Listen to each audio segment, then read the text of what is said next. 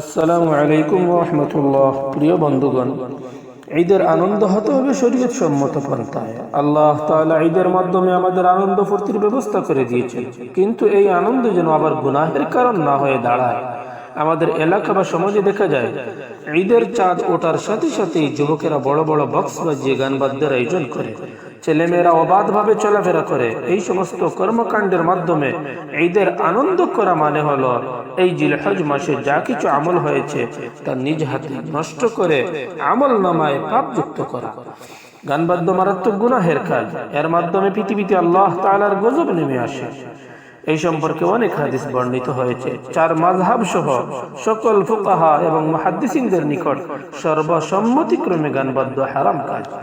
আল্লাহ আমাদের যুবক যুবতীদেরকে সহিহ বুঝ দান করুন। ঈদ উপলক্ষে এই সমস্ত অশালীন কর্মকাণ্ড থেকে বেঁচে থাকার তৌফিক দান করুন।